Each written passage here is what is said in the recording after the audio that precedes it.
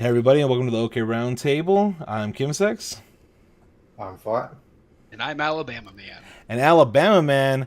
Speaking of which, we got something to some little dirty laundry to fucking get out of the way right off the bat. So this week has been a little crazy as far as all these bills. Got Ohio, Alabama, and what was the other one? Missouri. For Alabama man, and for those who are in that state, kind of again, definitely not not a sponsor or anything like that, but there's something for those in the Alabama area, which I know Nick knows. There's something called the Yellow Hammer Fund. Go to yellowhammerfund.org to help people, and Georgia. Yeah, go to yellowhammerfund.org to help fund.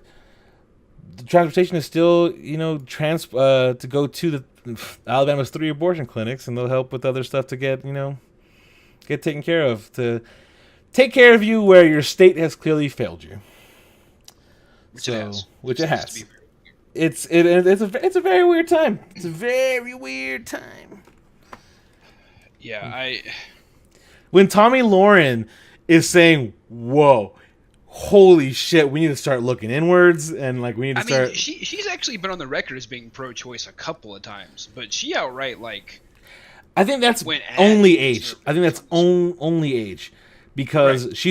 she was. I remember her going on some discussion. She was being interviewed or interviewing somebody, and she was like, "Healthcare, blah blah blah." Like, she was just bitching about people's healthcare, and they were like, "Aren't you on your parents' healthcare?" And she was like, "Yeah."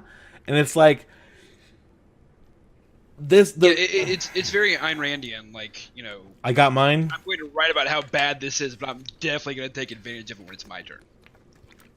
Like, what did Ayn Rand definitely bitch about? And Social Security, Social right? Security, right. super wholesale against Social Security, but definitely took the benefits when she got of age. 100%. Oh yeah, she collected her fucking checks though. Fucking. Which, it's her right. It's her right to have that stupid opinion, and then be a complete fucking hypocrite about it. It's her right as an American.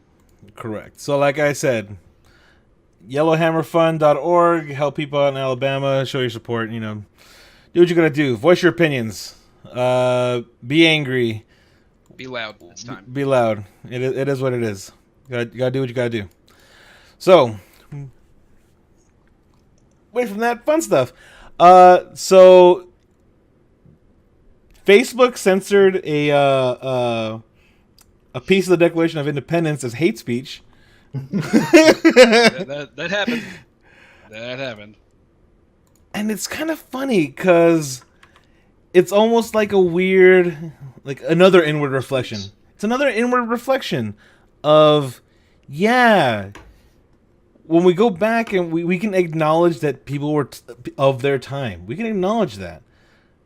Did you try to post the link or what? I tried. I didn't know if I can post links here or not. No.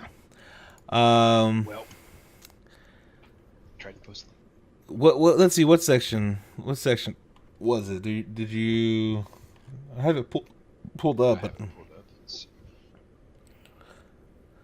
Oh yes. When did this happen? This news article is from July 5th, 2018. So this was actually a while back, but it came back up again when people were talking about Facebook, their new policies of trying to get out fake news, blah blah blah, and they were kind of like, if they wanted to be really biased, blah blah blah blah blah, and it's like, all right. So the passage was because there was a this page that was posting an excerpt. I see why it got removed. Oh yeah, they were pasting a paragraph every day until the 4th of July, then celebrate 4th of July. So they were just, here's the Declaration of Independence, and so here's the passage. He has excited domestic insurrections among us and has endeavored to bring on the inhabitants of our frontiers the merciless Indian savages whose known rule of warfare is an undistinguished destruction of all ages, sexes, and conditions. So the fact that it called Indians merciless savages, or Native Americans, sorry. The fact that it called, Native Americans first peoples, whatever term you want to go with. But definitely not Indians, because they're not in fucking India. So I thought it was funny because that kept bringing like I saw it fucking copied and pasted so much when they were trying to shit on like Facebook, and it's kind of like there's a lot of problems with Facebook, but let's not say that there weren't issues in the Declaration of Independence and everything else. Oh no, there's definitely problematic language in the Declaration, and that's okay. It's a product of its time. It is a product of its time. It would be disrespectful. We just need to acknowledge that it's different now. That's all. Yeah, like it's fine. Yeah, they were Don't get too worked up about it, guys. Just context. Context is important. I just thought it was funny that the people were. So, like, The people complaining about it were like, "Well, fuck Facebook." They were saying it on Facebook. Right. Like people were posting this to kind of just like push a narrative that Facebook isn't. They're not America. They're anti-America. Yeah, like they're deciding what I can see. If I want to share my conspiracy theories about flat Earth, I should be able to. How dare you censor me? First Amendment, and it's like that's not how the First Amendment works. Like it's just not. It's protection from the government. If a private entity doesn't want you to share your bullshit on their site, they have every right to tell you no. Conservatives always ignore that point. It's a key part of the platform. You have to. It doesn't work otherwise. Like you have to do the false projection of I'm more patriotic than you. It's a key component. It's a weird competition. Because how do you win? You don't. It's not something that you can prove or win. Like that's the thing. At least around here, and I can't truly speak for Texas. I definitely can't speak for California. But around here, what happens really doesn't matter. Things just confirm our pre-existing biases. That's all we do with the news. So if a governor says one day that all life is sacred and then executes a man that night, that's okay because he's not a real person. He's an animal. He's a murderer. He doesn't deserve rights. And somehow they don't see the irony because it just confirms what they want to believe. They want to believe abortion is not okay, and they also want to believe that it's okay to murder criminals. And they don't want there to be any kind of conflict. Think of the children, and then what about the children at the border? Oh well, I mean, but they're foreign, they're illegals. Why is that our issue? What about the 6,000 kids in Alabama foster care right now? What about them? What about the 400,000+ in American total? Like, what about them? Let's also deny the rights of same-sex couples if they have kids to citizenship. Let's just do that. I think that one is a very, very strange case overall, though, because I know that people were citing things like even in 2014 that were similar. So I don't know where to land on that. I don't feel like I have enough information about that. Like I feel like you can make your talking point, but I feel like the talking point isn't the nuanced issue at hand. Like maybe that's just me. Like I feel like I don't have enough information to really be like, yeah, well, fuck it. Like no, because I feel like there was an issue with even non-same-sex couples having the same issue because like they weren't married. Like just because they weren't married, not necessarily that they were adopting. It was blah blah blah. It was like just pure marriage, and it was like a weird puritanical thing, where it's just like, well, if you're not, this child's out of wedlock. Like, well, it's not our kid. Like, it's not biologically our child. Like we adopted, and it was a weird thing. It was very weird. I don't know. Citizenship's a weird thing anyway, and a lot of countries do it very differently. And that's going to have to come up in the whole abortion issue because you're trying to give rights to somebody who doesn't have any yet because they haven't been born. That's how we dictate citizenship. It's where you're born or who you're born of, but it's always about birth. Birth is an important concept in citizenship. And fetuses aren't born. It's just kind of how that works. So that's going to be really interesting to me to see. Like that has to be a route that somebody takes eventually, is you're trying to give rights to somebody who hasn't earned citizenship. Hasn't met the minimum criteria. I don't know. Lots of constitutional issues with that. Lots of them. Yeah, it's a big old mess of mess. It's a big old mess of mess, you know. Sure is. Sure is a big old mess of mess. Sure is. Like, and I find it weird that a lot of people that I see, because again, being from Texas, a lot of people I have on social media tend to be conservative leaning, which is fine. But then, like, even now, they're like, again, just like Tommy Lauren, everyone's kind of like, wait, like there's something clicking. I think for some of them, where they're like, oh, people are actually saying that 12-year-old should have a, oh shit, I thought that was just like hyperbole. Like, no, there are people who are out there saying that shit, and they're like freaking, they're kind of not freaking out, but they're kind of like, oh fuck, like, are we the baddies moment? It's an are we the baddies moment. Yeah.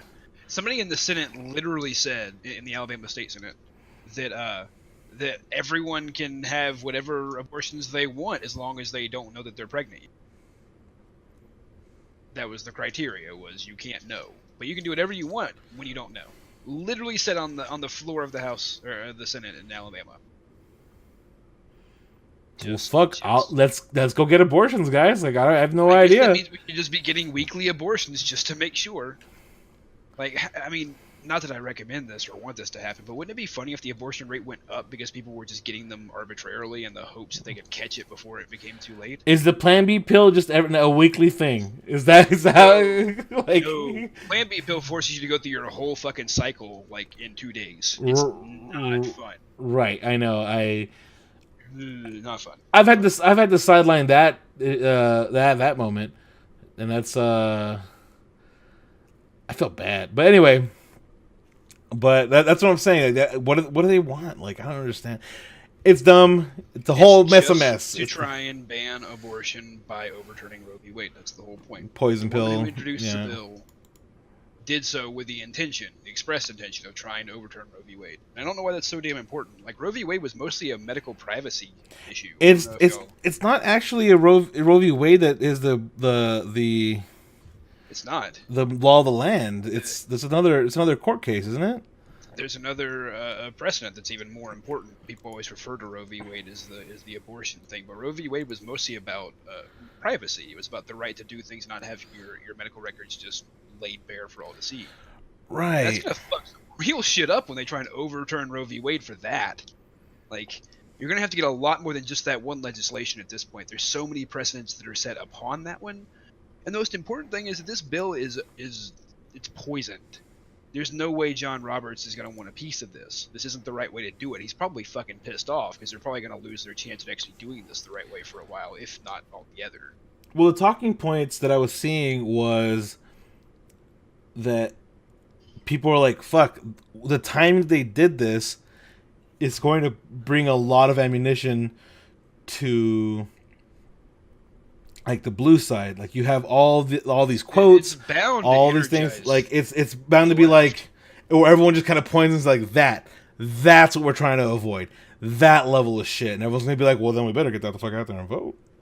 Right. You can change minds when you start infringing on people like that. Like, and that's what I was telling Lauren. Like, this is so oddly timed. Yeah, like, this is so rushed and unnecessary. And, like, why rush this thing out half-cocked? Do you really think this is your last shot? That, like, if you don't do it this year, this season, it's done? Because if you do it any other legislative session, it works better than this one. Anytime in the future is a better shot than this just because you have more time to work on it. And more importantly, like, you can distract people with some shit.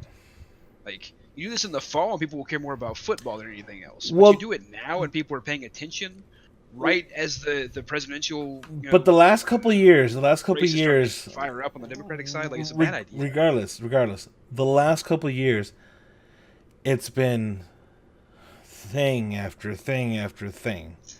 So it's been a bombardment. There is no better time other than non-political stuff, but political stuff is just dropping every fucking day. So it's really hard to be like, this is the time we're going to do it.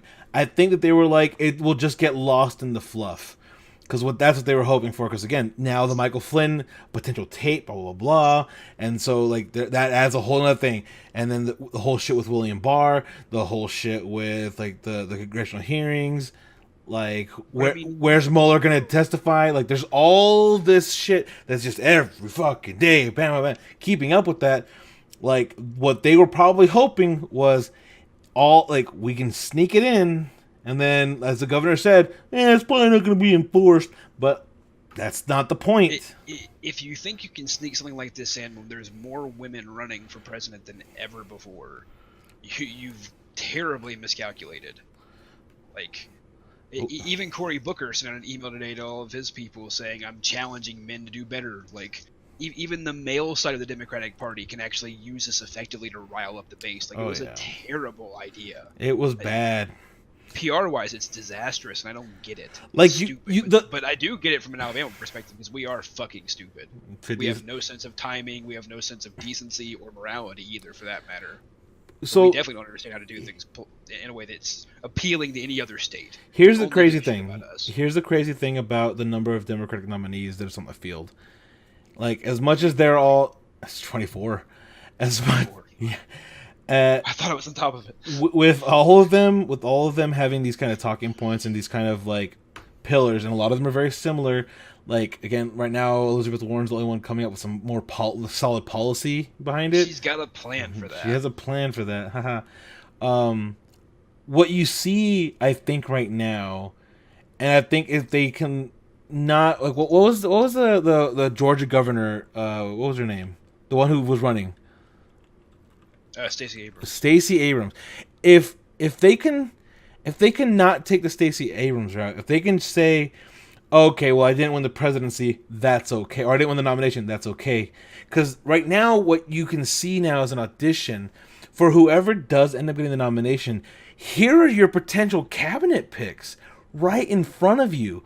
You want to, considering how strong, how you want to unify these people, you want to unify the entire side. Like, say, hypothetically, like, okay, Warren gets a nomination. Who's the VP pick?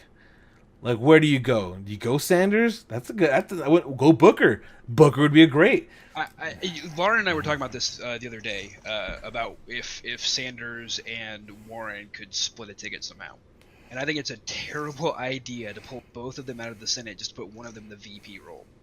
Like, you know who'd be great for that? A Buttigieg type.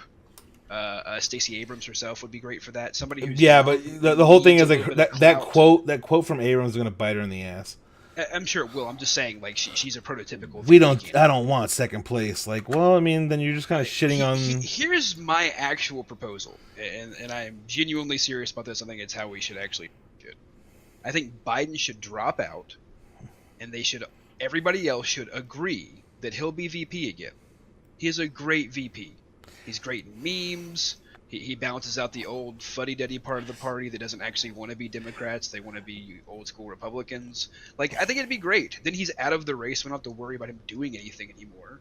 And he can just play VP again. I think I think Biden is poison. I think he's been tainted beyond a point because of some of the stuff from his record coming back out, which is weird that it didn't come out in 2008 and 2012, but okay, it's out now.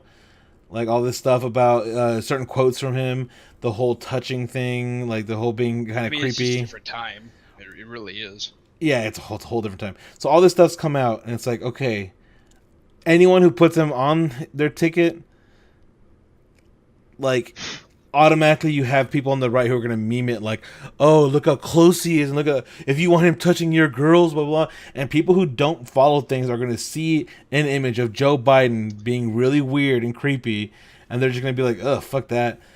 Like, and so no message gets through, no nothing gets through.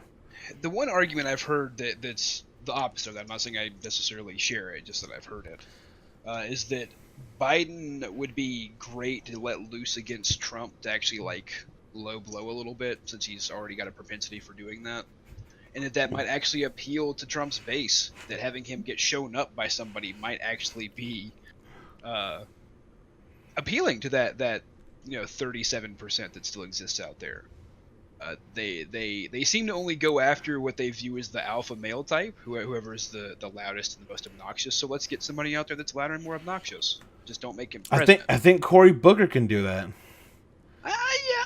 Maybe so. I think Booker can fill that role. He And I has think the if Kamala experience. Harris does it, she doesn't need that because she's just a prosecutor. We'll handle it that way, and I'm fine with that too. Because again, you have Booker who has like 3 fucking degrees from like what Yale, Harvard, and some other fucking place. The dude is He's a smart qualified. guy. He's a smart guy. So I think that you can. So is Warren, and she's not completely afraid of. It's the weirdest thing where we have like these overqualified people who are all shit, like right. ready to go, and then you compare that with like what the other side's gonna have, and it's just There's 2 so Trump. far. There's I have Trump the and best some words. bumfuck who doesn't want to be Trump. That's it. It's Not a it's lot. the strangest shit. And that's what I'm saying. Like, I would like to see, like, here's your cabinet. Like, where would you can put Buttigieg in there? You make him secretary, something. So suggest that as one of the town hall questions, or one of the debate questions. Like, if you had to build a cabinet from the from the presidential From the Democratic primary. Yeah. do it. Like, yeah, how would you assign? Because now it's not just like, oh, well, no, I want you to take their strengths and use them. And where would you use them? So that way the conversation can be about that. Like, you know Yeah, what? I it's a want them in progressive power. conversation. Yeah, I want them It's somewhere. also giving you a chance to take kind of a shot at people that's a progressive thing. Like, rather than giving people the opening to go like Republicans do and go kind of low and attack people, it gives you a chance to kind of counter yourself against the rest of the field without it being negative. Like, yeah, so I'd have, to use Buttigieg as one. We'll put him at so and so position because he's got a better outreach with millennials. So we'll put him in a social media outreach position or something. I would. The way for you to balance yourself against somebody is a foil without it being a dick waving contest. I think it's going to be one of those things where you could sit there and be like, here's this person's strengths. You can put Kamala Harris, if she's not going to be in the Senate, if she wanted to be something like the Attorney General, like, okay, there you go. Yep. Like here, and she's like, she's a great prosecutor. She has years of experience. Blah blah blah, and it's kind of like, okay. You can slip in a little, she's aggressive and rabid to go after the people she wants to, so we need her there, and it gives you a chance to, again, compare and contrast in a way that isn't just, oh, look at how awful this person is. I like that idea. I know I have good ones. What can I say? Looks like we froze on Twitch. Yeah, I'm trying to figure this out. That's not right. I'm excited to actually see the debates though. Like, can't come sooner. Bernie's gonna be in town Sunday. Oh, in your area? Yeah, he's gonna be at Kelly Ingram Park at 4:00 Sunday, and then there's a women's. Sure. So that'll be interesting. I guess it's very crowded, and I would like for them to change the conversation as to which one's going to be president. It's kind of like, no, what role, if you were president, like, would you put these other people in? Like, do you think that they like? Because a good, honest answer could be, you know what? I feel like Elizabeth Warren is doing a lot of great moves in the Senate itself, and we need someone strong in the Senate. And that would be a fair, honest, not negative answer. I don't want her. And it's a dig too. It's saying she needs to stay in the Senate, not be president. You get to have your. I don't think it's a way dig. of kind of. I don't think No, it's. I'm saying, like, it lets you make the points you want to make that would normally be attacks without having to do so. You can make the point that she's a super strong leadership force in the Senate and needs to be there, and that's your way of saying she doesn't need to be in the office. That's a way to let you have your cake and eat it too. True. I gotta say, I would just like a some I sort would of. prefer not be anything negative whatsoever, but I'm What are you not gonna do? holding my breath. What are you gonna do? Not holding my breath. What are you gonna do? All right. So, swapping topics, I guess, from that. So, did you hear about Bethesda? Either of you guys hear about Bethesda getting in trouble What they do again? now. Yeah, what they do now. What they do now. That is the question. What did they do this fucking time? So they put out a Skyrim, like Elder Scrolls, like tabletop game, and it's very much like D&D, or like any other tabletop game, role playing game, blah blah blah, whatever. So they have Wizards of the Coast, or I think that's who does that, right? I don't even know. That's who does D&D. Yeah. Yeah, okay. So Wizards of the Coast like put out pre-made campaigns and blah blah blah. You can kind of base things off of. So Bethesda's been doing that too. They wholesale ripped off a D&D campaign and just changed a few names. Cool. Yeah, I heard about that. Cool. It's written text. How did you think that people were not gonna notice? Or what was the plan there? What was the thought process? Like it's so blatant. It's so blatant that it reads. I guess they just thought that they wouldn't care. I don't know. Well, they recently pulled it from shelves, blah blah blah, and all these things. They're apologizing, and they should have known, but they're very litigious when it comes to the Skyrim property. Right. So the fact that like they let this slip through, and they are now the ones in fault of copyright infringement, is so fucking weird to me. Like, they've already been having a very, very bad time lately with, like, Fallout 76. And, we'll get Skyrim 6 out. Oh, we'll get Skyrim 6. We'll get Elder Scrolls 6 out eventually. Here's just a title card. There's no gameplay. There's no nothing. Here's just a title card. You're just like, cool. I think. What happened, right? What happened? Go on. I'm just gonna say this. I'm probably gonna get shit for it, but when was this? I think since Fallout 4, I've kind of held this belief that Bethesda has never been a decent developer. That's just how I feel, though. I think I never got into Fallout 3 or 4. I was introduced to Fallout 2 back in the day, but I never got into Fallout 3 or 4, and all my friends were all about it, and I was like, it's okay. I mean, so I've never had them in that high esteem, but I mean, I've played all of them now, and I really like the Fallout series, but I don't know, the veneer of Bethesda Fallout games doesn't seem to hold up well long term. It's interesting. Like, I like New Vegas a lot. Played a lot of New Vegas. Wasn't done by Bethesda. Yeah, that's a thing too. Probably their best. Fallout's best game in years has been a game not put up by Bethesda. Like, Obsidian. No, Obsidian did it. It was such a good game, though. And it came out right after I came back from living out west, so I actually knew a lot of those places. Oh, that's cool. Yeah. I tried playing Oblivion, and I couldn't finish it. I tried playing Fallout 3. I couldn't finish it. I've never played Vegas, but I've only heard nothing but good things about it. It's so really good.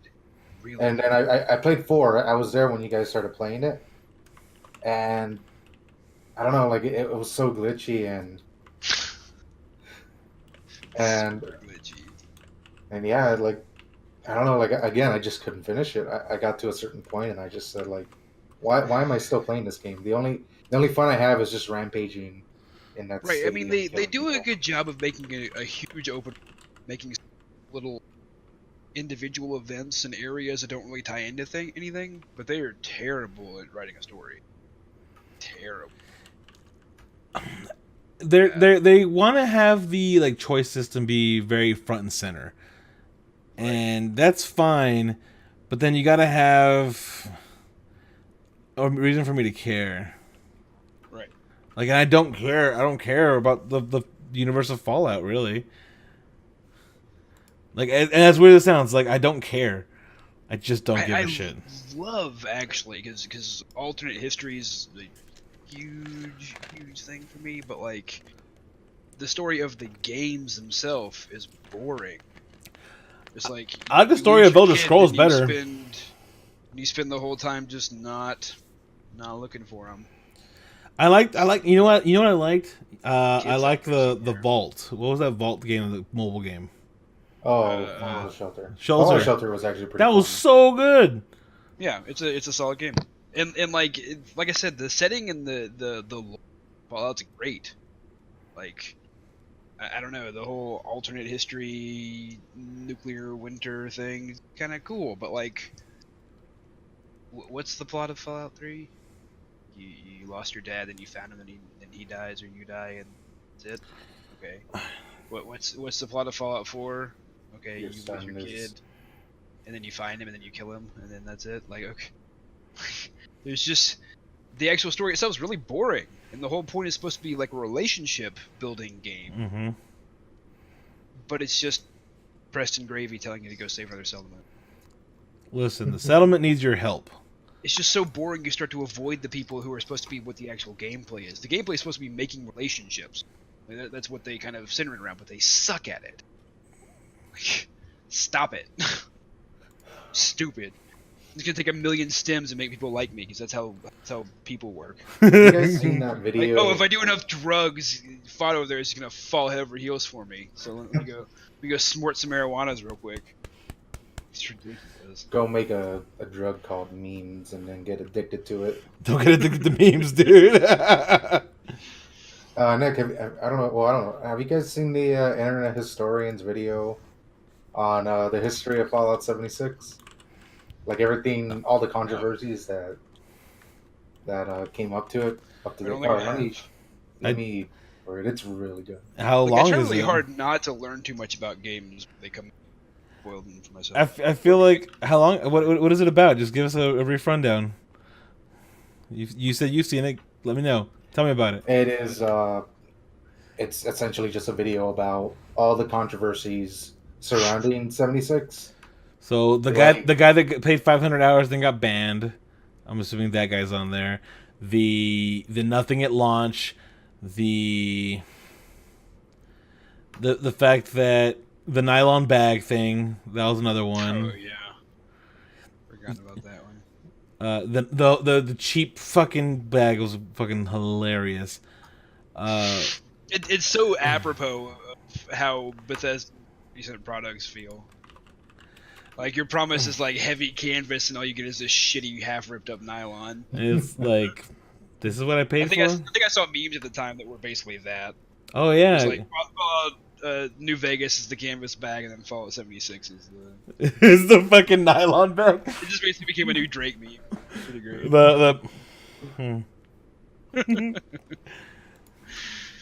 Like, don't half-ass shit like that. Come on. Bullshit. Yeah, like there was like a lot of glitches in 76 that were present in Fallout 4. People were able to like Right, it's the same to like hack your way. No, it's the into, same like, engine. It's the bedroom. exact same engine. Exactly. Like they never even fixed the problems in Fallout 4 because the community would fix them.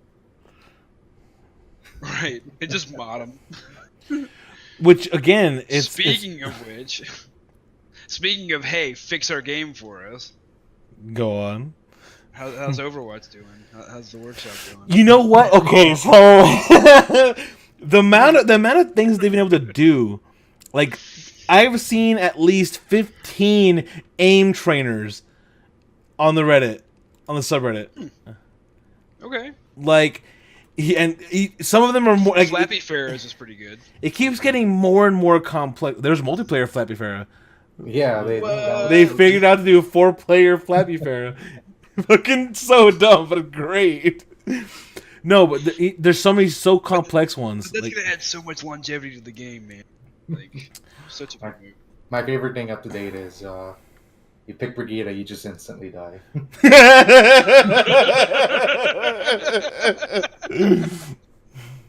There's also the group up with me. Oh yeah. When Reinhardt uses group up with me, it teleports the entire team to him. Genji has an I need healing that will spawn immediately. I think you broke Nick with that one, dude. Group up with me, everyone just like. It's fucking perfect. There was and that was just like in the first like 2 days alone. It's brilliant. It should be in the game. There's a crazy one that makes you get better at aiming, where like everyone's McCree, but if you miss, you die. Oh, And I was like, real holy high shit. stakes. Yeah, it's high stakes. Like, you better not miss your shot or else you're dead. There's another weird. There's one I that like it. it's mystery heroes, but you keep your ult percentage. So if you die like at 70%, you die. You spawn as another hero, but that's at 70% still. I like that a lot too. There was there's one where when you kill someone, you then take their place. I mean, and then completely take their place. I saw that it was a widow match, right? Well, there was the widow one, but it was different. Like if everyone picked random characters, so it was like start off with McCree. The McCree killed the Roadhog, and so then like became the Roadhog and took its place full health, like in that same spot. So like if people are fucking team firing you, and you die, then that person who gets that kill is now being team fired. Like it's the weirdest thing. Yeah. It's so there's been a lot of great memes, a lot of good fucking memes that have been made with that workshop, and doing my computer is not really out of the challenge. Blizzard has announced though that Stage 3 of Overwatch League will not have 2-2-2. So I think that they're waiting until like if they are gonna implement it, they want to wait until it's across the board over all their stuff, to then like because they want the league. And the best way to do it is you have to have your sports league, your official league, have the same rule set as your fucking player base. Like the only way that works when it's not is if you have the availability to play it. Like when MLG was making their own custom shit for Halo, they had the MLG playlist you could join. Right. So like the fact that you are allowed to play it was enough. So you could practice what the pros are doing. Here's what the pros are doing, blah, blah, blah. But Overwatch, because it's all like one engine, they're waiting until everything is set up for... Because they could just say a 2-2-2 on pro level, but if they don't lock that shit in comp or quick play, you're not playing the same game anymore. Right. So they want to make sure that you're playing the same game. That's fair. But interesting. That's going to happen. But speaking of Overwatch and loot boxes, a senator introduces a bill to ban loot boxes and pay-to-win microtransactions in video games. Which it's not to fucking time. It's not to ban loot boxes. It's to ban loot box sales.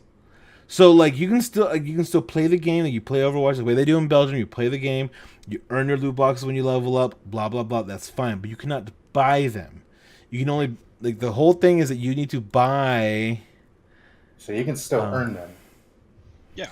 Yeah, you can still earn them. You can't be spending real money for a potential. Yeah, because they say it's like gambling. It is. It is gambling. You're throwing money out. Have you seen the way some of these games are designed that are geared directly at children? Like, Candy you can't Crush. possibly win if you don't spend a ton of money. You can't compete with the rest of the people. It's not even a pay to win thing that's a issue, which it is an issue. But the whole issue is you need to know what you're buying. Right. Like that's the thing. If I'm gonna spend $5 on X, X better be a very specific thing, and I know what I'm buying. If I'm buying a box that I don't know, it could be anything. That's called gambling. Like you need to know the outcome. You can't not know the outcome of what you're spending. Yeah, when we sell bubble wrap at our stores, you have to know the square footage, you have to know the manufacturer, you have to know the price. All have to be displayed on the packaging before you're allowed to sell it. Which means you have to know infinitely more about fucking bubble wrap than you do about loot boxes. Which again, geared towards children with almost no steps between spending, money. I mean, you can do it so quickly and so easily, and it becomes addictive. It's literally an addiction. Gambling. It's not okay. And more importantly, it's actually ruining the state of game. Like, have you ever tried to play a mobile game? A lot of them are so just god awful. You have to sort through slags to find anything worth even investing any time into. True. So Lauren just brought up a good point. So trading card games, like that's a gotcha system. But here's the difference. Because it's not done digitally, like you have to go to a physical store. Like if a kid is able to spend that kind of money, does the kid have your credit card? Like literally have your credit card? Also, for trading card games, the percentages are public. they have to be dictated and they have to be kept to those standards. You have to know just how many purple level cards, just how many gold level cards, just how many blue level cards. Those have to be made publicly available, which again means there is more regulation on trading card games than digital purchases online. It's not a safe or healthy system for anybody, especially those who are susceptible to impulse control. Also, like, because it's a physical thing, at least for regular trading card games, not things like Hearthstone or things like Magic the Gathering Online, that pack of cards is not randomly generated. What's in that package is in that package, and that's not the same thing. Like, Right. just because you don't know what's in it is not the same thing as it can be anything. Because, like, you take that package and you remove it, those cards are now gone. Like, I don't know. And also, there's these a big cards have difference. actual physical value outside of just existing. Loot boxes have no intrinsic value, but those cards maintain value once you open them. They have just as much value as before you open. Yeah, that's another thing, because like getting skins, that does not have value. It does have value in CS:GO, and I think that's something that they had to crack down on the gambling section of that, because those skins do have worth when you open them, like outside of the skin themselves. You can Well, sell. is it the reason why they have value is because you can just sell them? Yes, Yeah. Yeah, like they have like a trading system. they do. They have a selling system. Like if you're grinding playing CS:GO and you get a crate and you open a crate, it has a super rare skin. Cool. Guess what? You can sell that super rare skin for Yeah, whatever in it's things whatever like it's worth. Overwatch, if you get a skin, you get fake money if you already have it. Yeah, but you can't trade it. You can't get no with CS:GO. You can get real money. You can No, sell I mean, somebody. in He's talking about the refund system Overwatch, for duplicates, Oh, which they came up with as a way of trying to make Belgium, I guess it was happy. And no, that was in there before that. Like the I Belgium. thought it was meant preemptively to try and keep. No, that was I'm just. pretty sure it no, was. the community was already upset about the whole Mm-hmm. loot Well, boxes right. because That's they didn't next know step. the. The community gets upset, they sue, and it's a class action lawsuit. It's screwed. Like, Mm-hmm. I believe it was a preemptive attempt to it's down. That may not have been a direct one-to-one, but it was definitely striking lawsuits. Like I know how corporate. You know, I mean, risk aversion is. they were trying to make it equitable to be like, oh, you got a dupe, well, you got something in return, blah blah blah. Better luck next time. But then they got rid of duplicates, right? For the most part, and isn't that what the thing that Overwatch did at some point? I don't even remember. Some of the loot boxes don't produce duplicates, like event loot boxes. Yeah, that's what it was. Event loot boxes. But yeah, but you can't. And the whole problem was that it's been talked about forever that you need to either self-regulate or the government will get involved. Yeah, that's how everything is. And at a certain point, it becomes a problem. And guess what? Your greed has made it become a problem, and now it's potentially going to be regulated, and you're about to fucking face the repercussions of that. Just to be clear, it's not just the greed. It's about the fact that it was greed without providing a product. If you kept your users happy, if you kept your customers happy, the government would never step in. They don't care. Like, they're not paid enough to care. You fucked people over for profit, and now you're going to get fucked back. I don't care. By the government. Don't care. By the government. And they did. And they really did. I just have no love lost for them. Like, if they put out a good product, they'll make money. It would be more fair, Lauren. Like, so Lauren brought up a good point. If they regulate a loot box or something to have specific percentages of common, rare, or treasures or whatever, and there were only X amount of each, would that be more fair? We know how many of things are total. Right. Like, we know what is available because they have a little hero gallery. We can see, like, here's all the skins that you could possibly get from these boxes. The problem is you don't know what you're paying for. And because you don't know what you're paying for, it's called gambling. No, actually, see, this is the problem, is it's not gambling. Gambling has fixed win percentages. Gambling has regulation. Gambling machines do not ever break because the fines imposed on gambling machines if they don't pay out the right way are huge. Same companies make gambling machines and voting machines, and voting machines aren't a tenth as secure as gambling machines. They never break down. You cannot hack them. You cannot break them. They just work. This is the problem, though. A digital currency, which is what this is being done as, doesn't have any kind of regulation. There's no value. There's no rules set to it. That's the problem. What's going to happen is the government will step in and say you have to be regulated like a gambling industry. At that point, loot boxes won't be economically viable anymore. They only work right now because there's no actual product. Once you make them have to have value, it won't work. See, and that's what he's saying. Is like, you don't know what cards are in the pack, but yes, but those cards still have value outside of that pack. A skin that you get a duplicate of doesn't have value. There's nothing you can trade that for. There's not like, because again, if I go and buy 1,000 Pokemon cards and I find like, I don't know, fucking 15, 25 of the same Pikachu card, those still have a value that I can then trade or like negotiate with in some way. It's not about them being tradable. They have to have value. And they don't have value. You can't gamble something for nothing. Like, it doesn't work that way. You have to pay for something. So what they would have to do is they would have to prove somehow that the skins provide an intrinsic additional value to the game. Otherwise, they wouldn't have any kind of value to it. Either way, the exchangeability. Either way, it's not just specifically things like Overwatch. Like, Overwatch is a very different because it is purely cosmetic. It's purely cosmetic, but the fact it's still for sale is the problem. Like, loot boxes, mystery boxes are not the problem if they were not for sale, but they are for sale, and you don't know what you're buying. So I can spend $100 on who knows, or you take that $100 and you know exactly what you're buying. When you know exactly what you're buying, no one has a problem with that. If I'm spending X for that, like, remember the issue? Remember how much of a fucking uproar it was when Skyrim had the fucking horse armor? Horse armor. But you knew what you were buying. Original DLC me. Yeah, you did. But you knew what you were buying, and people bought it, but they knew what they were buying. It's not like, oh, here, spend, $20 and we'll see what you get. You might get a horse armor, you might get a cool sword. It wasn't like that. You knew what you were buying. And that's where that's the argument that they're coming in with, is that you have no idea, and it's randomly number generated. Yeah. There's no... Lauren, what you're talking about is a gambling addiction. Like, that whole, it's more fun to buy something. It's fun to gamble too, yeah. That's you, that's your brain tricking you into behavior that's not healthy for you. It's an addiction. What's in the box? What's in the box?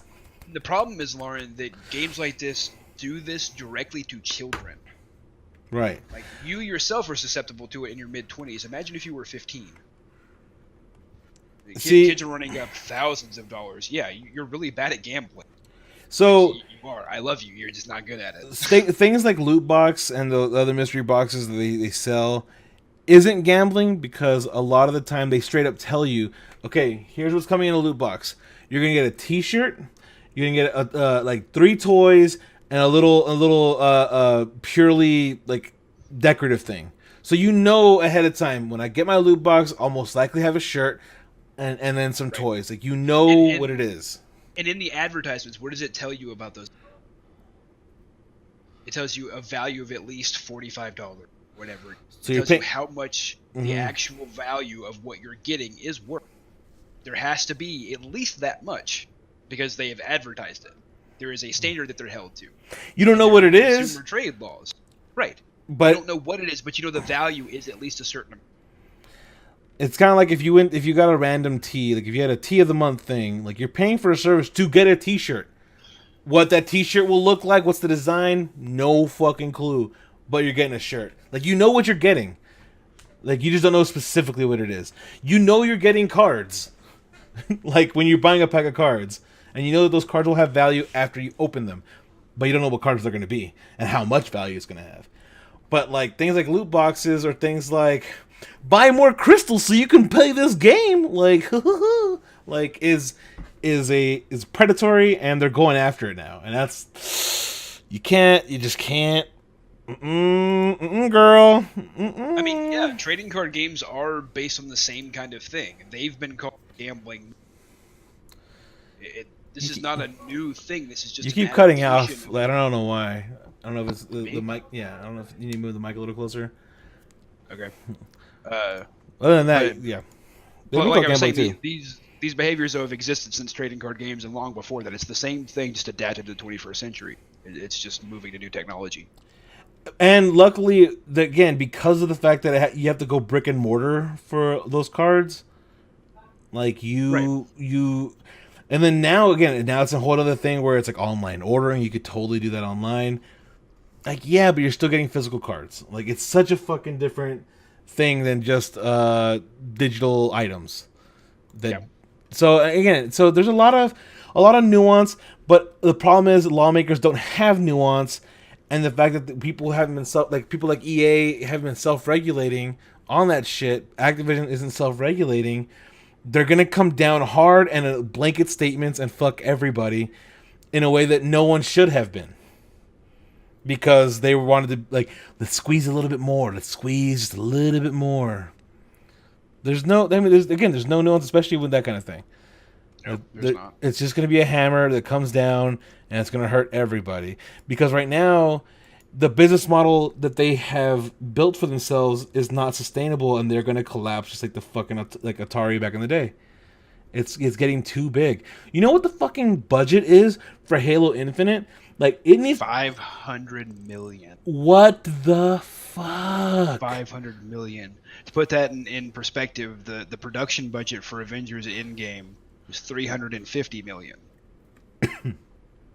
Which when you double it for advertising, that's 700. But that's, they probably spent $1 billion all, but a large chunk of that's advertising. Huge chunk of it's advertising. Yeah, again, so it's one of those things where that it just shouldn't happen. And that means, is that the actual production budget of Halo Infinite or just the overall budget? Again, no idea. That's just the current rumor, the current the number that's being thrown around right now. Because I mean, if that's the overall budget, then that means production budget's probably closer to like. Doesn't it have a 200 bigger budget than? Wait, no. It had a bigger budget than Endgame. Yeah, that's what I was gonna say. Yeah, that's what he just said. It's what he just said. Phot, keep up, buddy. Keep up. So, to move on from that, but to still kind of stick with online stuff. So there was an article that came out like a couple weeks ago. Again, this is something I wanted to bring up in the last podcast, but there's a girl, a cam girl, who's making money. She makes a living signing dirty talk to deaf people. Oh. Yeah. I get it. So she's from Florida, and apparently makes like 7,000. It says here pounds. So I don't know what the conversion is because it's a UK article. But like say $8,000 a month. You know, I don't know what the conversion is. Nice. I like that. It's the craziest thing because you're like, that's a niche. That's a really niche thing that I didn't think would be fulfilled. But I guess that's everyone wants to get off, and everyone's kind of like, yeah, you want me to jerk you off? Like, you like that? You want it on my face? Like, I can see that. Like, I can see that being a thing where, like, now, how many of those people like are that? actually deaf, or they're just like, it's so weird, I just have to like to see it? Are you saying there's fetishists out there that are pretending to be deaf? Probably. Because I hope to God not. That's really fucked up. I think, and the plot of like 7 movies and 3 TV shows, but whatever. I think that this is how you could learn ASL and have fun at the same time. There you go. Like, let's go through some ASL lessons, right? Like, yeah, it says she takes home between $3,000 and $6,000 a month, but up to $10,000 on a good month. That's crazy. That's amazing. I love it. It's crazy to me to think like, oh man, this $10,000 on a good month. Holy shit! Like, let's get on it, dude. Let's get on it. We need to find our niche porn market. Like, I don't know how Viking beards do, but I'm sure they'll do very well. They'll do very well. I'm sure it'll be fine. I do fine. What's that app name? I mean, if we're gonna learn ASL for we need the she's getting the male deaf demographic. We gotta hit that female deaf demographic. All right, we gotta do that. I mean, I know a couple of bits of ASL just from like retail and special education. I know some offensive things from comedy, like the two ASL for Jew. Like the first one is the first one's this. That's Jew. Oh, good. And good. then the other one for Jew is we're doing hate speech. This is also for Jew. We're doing ASL hate speech here on Overweight Knights. That is what apparently from what I've learned. Who knows? But yeah, so I thought that was an interesting article because I'm thinking like, oh man, how do you want to branch out to make your own business, make a living? Like, that's an entrepreneur. All right, that's an idea. That is an entrepreneur. That is someone who's a go-getter. Seeing a market and hitting it. I mean, I'm all for it. That's capitalism, baby. Capitalism. You said 7,000 to 10,000 a month. This article said 3,000 to 6,000 on average, up to 10 on a good month. Nice. So I mean, that's pretty good. I mean, you have to take into account that means that some months she's doing worse than me, and other months she's doing a lot better. Well, the question is then how many probably hours she puts in. fun. But how many hours did she put in? Is another question that you need to kind of take into account. So, like, if she has to do like 100 hours a week to make that, that's a bit rough. Like, but if she's only putting in, a solid 40. I know, but if she's putting in a solid 40, I'm like, damn, there you go. There you go. Like, good for you. I'm just saying, like that sounds like better work than what I do some days. Hell yeah. At least you're pleasuring yourself while making that. Dude, I mean, it's not necessarily an ideal job, but I think that I think it's neat. Maybe ideal. I don't know. It's niche there enough. Are worse jobs. And I think this story about like she's helping people who are disabled. I think it should open up the sex worker talk in America. Let's fucking go. Like, let's open this up, legalize it across the board. And aren't we way behind on that anyway? 2020, vote blue. Maybe we'll get on that too. Who knows? But okay. So who's really progressive, and I know Phot will love this. I don't know if I'm sure Phot's seen the video of it. But so in China, PUBG has been changed. And they changed it, and they stopped. They changed the name of it. It's no longer PUBG, but they changed it to something else. And it's about like, so you're no longer it's no longer 100 people dropping down and killing each other because they have banned the word killing now. You cannot see blood in video games anymore. So they changed the game, and now you are makes people wave goodbye. It makes you wave goodbye, and you drop your loot box to them as you leave. When you get killed in this new PUBG. And it's also like, oh, I died. Yes! No, you fall to your knees. No, if it drops you to your knees like you've been downed, like where you're on the ground. And then when you get actually killed, you get up and go and then disappear. Like it just disappears and your loot box is there. And you're also going to be Nick, I think you're breathing in your mic, I can't tell. You walked away to get water or something. And you fucking shit. It's that damn cat again. That's what it is, dude. I just lost. There it is, dude. No chicken dinner here, guys. So did they change what chicken dinner is? I bet they did. I don't know, but you're not killing anybody. You're not killing anybody. Capitalist. You have that, but you're supposed to be like revolutionaries. It's about like you're also portraying now the revolutionaries of some rebellion. You're honoring their memory or some shit. So you're not killing anybody. You're waving. I'm just, what the fuck? Why didn't they just make it paintball? This would have been easier. It probably would have been. GoldenEye. It's perfect. I think that the fact that it's going to make a lot of games change, because the League of Legends is huge there, and pentakill. What is it going to be? Penta knockout. Like, like you're just gonna knocking people out, dude. Like you're just That's so dumb. It's the dumbest thing, but I love it. It's adorable. Like you just if you watch the video, just watch a little clip of someone. Oh my god, it's Just ridiculous. puts the box out. Yeah, you put the box down and you wave goodbye, and then you disappear forever. That's fucking hilarious. Has Well, censorship gone too far?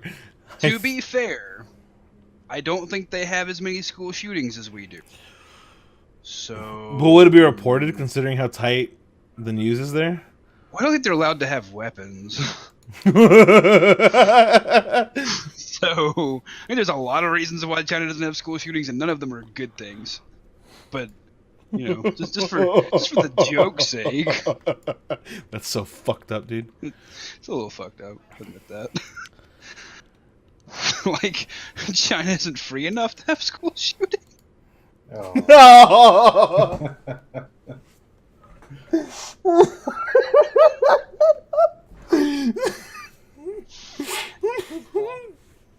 Okay, so let's have a conversation about gallows humor as a way of coping. Just so when this video ultimately resurfaces when I become a Democratic politician, which is apparently an insult now. Oh yeah, that's the weirdest thing. Oh, you're gonna become a Democratic politician. Like, okay, He literally said make a good one. Like, thanks? Is that meant to be an insult to anybody? Like, you'd represent your constituents well. Oh, thank you. like, I don't know, maybe in his mind it's like, oh, well, he's from Alabama, he's probably Republican. So if I call him a Democrat, it's probably worse. Yeah, they don't understand what it's like to not think the way they do, so their insults don't work. Like, that is absolutely consistent. They don't know how to insult you because what they use as insults is just what you are. Like, you socialist, okay. kind of, I guess. I do kind of swing that way on some stuff, yeah. Sometimes. Yeah. Oh, and then there's Zix with the link to a little Twitter link of someone dies. Throws out there. I gotta look this up now. It's in the Yeah, chat. It's in the really chat, fucking dude. Great, dude. It's so fucking dumb. Thanks for Oh my playing, God, dude. That is amazing.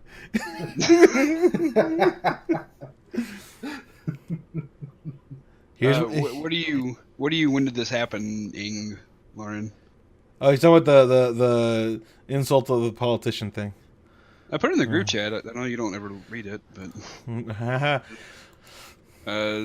somebody on Facebook, a friend of mine was being just kind of a dick, and I kind of laid into him.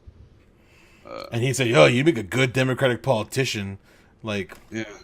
okay, you'd make a bad Like- Republican one, like, cause you're dumb. Like, I hate to. Well, okay, so I'm fairly outspoken, but I mean that's so contrastly different than the average Alabama man, for lack of a better term. Maybe the episode. Alabama, man. But for the average Alabama man, like, you're pretty awful. You have no progressive tendencies whatsoever. You don't really view women as people. You don't view people of color as people.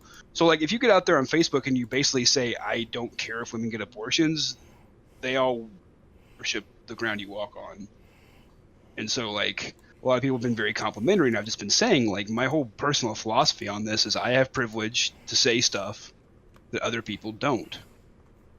I can say stuff as a man in Alabama that other people can't get away with. And I can say stuff as a Can't get away Mexican with. where, like, when someone As a says white man, I can say shit to anybody that I want to in Alabama, and ain't nobody can say some shit to me. when they say Tex-Mex is better than regular Mexican food, I'm just like, what part of where are you Julian getting? Castro, just wrong about that. You're man. just wrong. I like you. I respect your opinion. You're wrong. You're just flat fucking wrong, my dude. He said that on Love It or Leave It, I think, last week or in this past week, and yeah, I had to tell y'all about it immediately. Immediately, I was very infuriated. I was so mad. I'm just like, excuse me, Shocked. excuse me. Shocked. What a hot take. You want to be my president, sir? Like, no, sir, no, sir. Like, and just to be clear, like, he was asked, which is better, Mexican food or Tex-Mex? And he said, with no hesitation, Tex-Mex. I mean, just none. He's trying to appease his constituents, but like, He's going after that Texan vote. he's going He into really the is. Texan vote, and it's like, But y'all really could turn purple. Like, one good shove in that direction. no, that's all it takes. I mean, it worked for us. It just took one pedophile running for us to almost go red, but just go purple instead. A little bit. I'm a So little worried that he's going to run this time and win. Just gonna throw that out there. He should be in jail. Anyway, so there's only about like Six times over. Only got half an hour left for the podcast proper. So I think now is a good time to talk about things that, if you guys haven't seen like Endgame yet, you're probably a little bit late. It's been a long time. The ban's been lifted. We're talking about, Far From Home and shit now, where we have spoilers galore. We got memes now. We missed last week's episode, so we're gonna talk about 2 episodes of Game of Thrones. So I'm gonna throw the spoiler thing up there just in case. If you haven't seen Game of Thrones or you don't care, you want to talk about it, that's fine. I mean, you have 2 days before the whole thing wraps up, so you gotta catch up pretty quick. If you're watching this on YouTube or you're listening to this on your favorite podcast audio thing, you've already seen the series finale. You already know what's happening. Hopefully you've seen it already. But we're going to talk about predictions for how Game of Thrones is going to end. Maybe throw in some Endgame stuff. Endgame, loved it. Loved how it went. Can you imagine being, watching this in a couple of weeks? And you're cutting out again. You're doing motherfucker. I don't know what to do about that. It's dying. Keep your mic to your face. It's on my face. Put it in your mouth. Closer, you'll only hear me. You should be like. Did we lose more streamers that time too? Fucking care. No, it's yeah, I really enjoyed Endgame. It was very satisfying. I know it wasn't.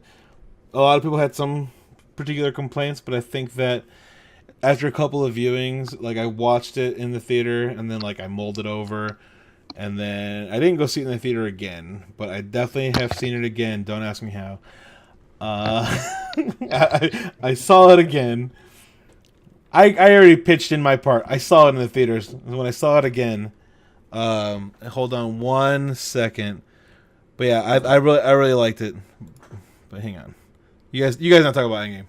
Hot take on Endgame. I liked it. I liked it a lot. I felt like it was actually an adequate, wrap up to the whole thing. I'm happy with the way it ended. Yeah. Everything made sense. I don't have any. I mean, I got a little teary eyed.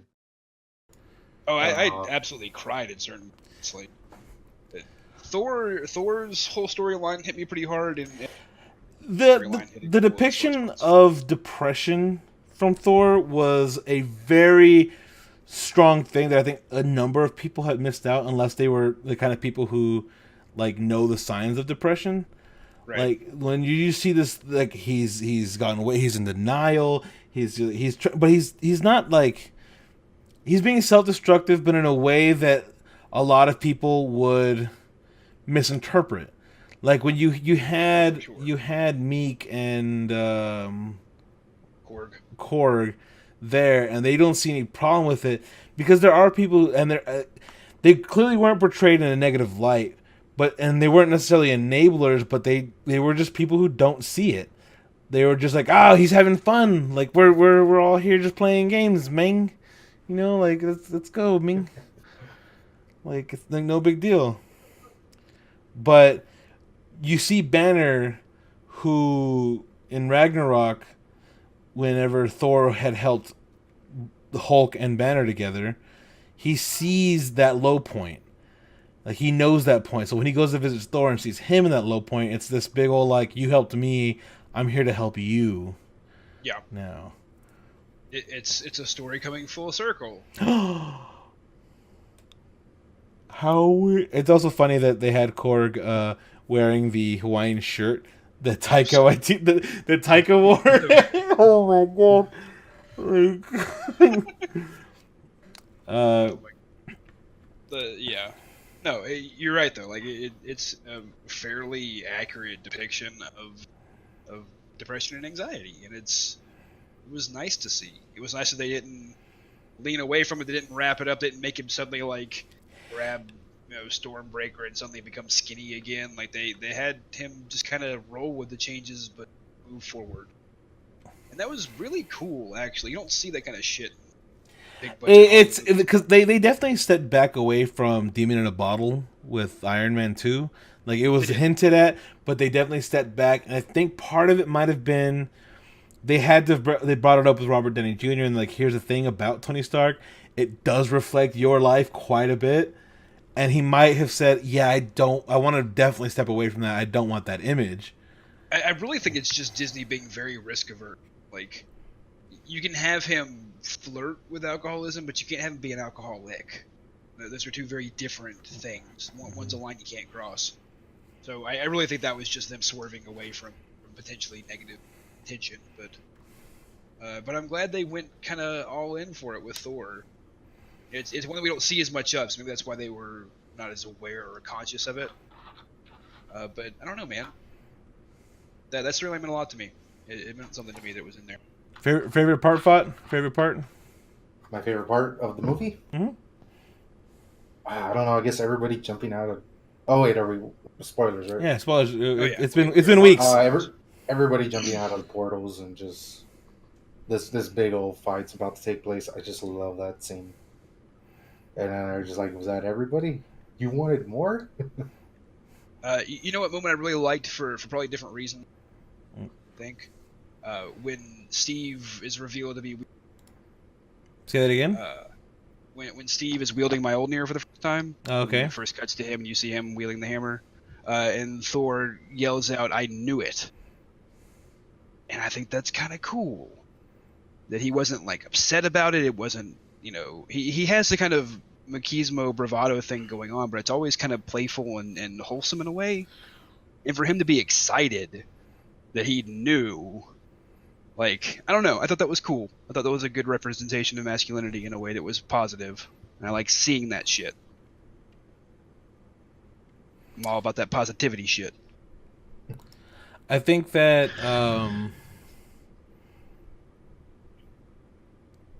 because the Russo brothers came out and said that apparently Steve could move it in Ultron. Yeah. And it was the reason It why was just polite. yeah, he moved it like when it budged. Apparently, that was him realizing that he could move it and actually lift it and stuff, but decided I'm not going to because this is a thing about Thor. No, because the thing about Thor, like he was just like haha, and he was just kind of like well, you know, like haha, this is your thing. He didn't want to, you know, step on toes or anything because he still was kind of, you know, a little rash, little foolhardy and shit. Little prideful. Yeah, and he didn't want to hurt his pride. The guy who had the hammer, that he was worthy.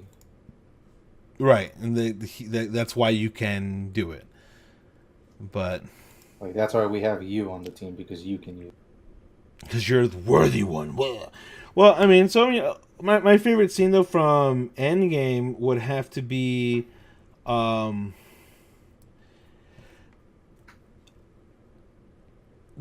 kind of like the beginning, the first act of everyone just kind of being like they're wallowing in it, because you don't get to see that a lot in almost any movie, especially superhero movies. The actual like, because you have to look at Infinity War and Endgame as like one movie, because everyone's like Infinity War was better. Like, yeah, because it led to the crescendo of everything, and then it was a down note, and it's like fucking tears you apart. But if it's not even fair, because Infinity War gets all the added benefit of going the opposite direction of what you expected to do. It really does subvert expectations by killing off half of all the superheroes at the very last second and not resolving that. That's brave. But they also get to resolve it in like 6 months. So they get to have their cake and eat it too. They really get to go the risky direction on it, and then also have everybody be happy about the result, which is, you know, tougher to pull off.